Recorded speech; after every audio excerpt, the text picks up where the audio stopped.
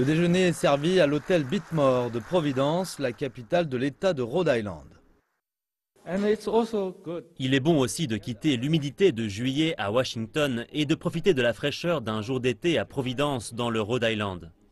C'est le début de la rencontre d'été de l'Association nationale des gouverneurs et leur invité d'honneur, le premier diplomate chinois, et l'ambassadeur Tsui Tien-krai qui évoque le commerce.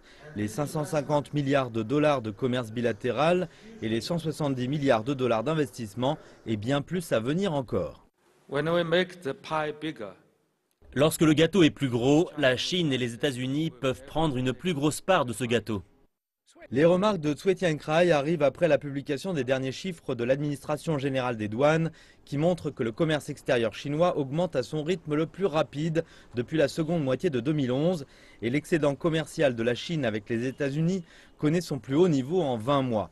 Le sujet de l'excédent commercial sera à l'ordre du jour lors du dialogue économique global qui commencera la semaine prochaine à Washington.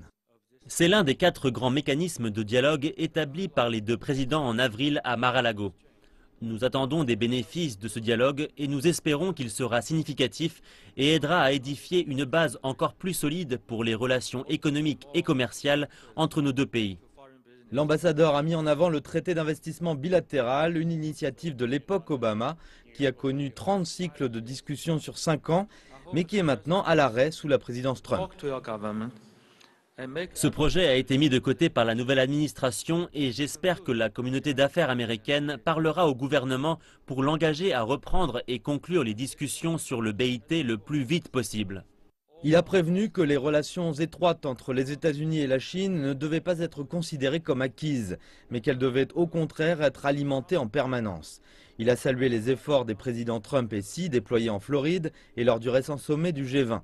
Il a noté quelques développements inquiétants au sein de Washington, où certains veulent saper ces efforts. J'ai bien peur que ceux qui se cachent derrière ces actions ne soient ceux qui refusent de se débarrasser de leur état d'esprit démodé ou qui jouent à des jeux politiques égoïstes sans regarder le tableau d'ensemble.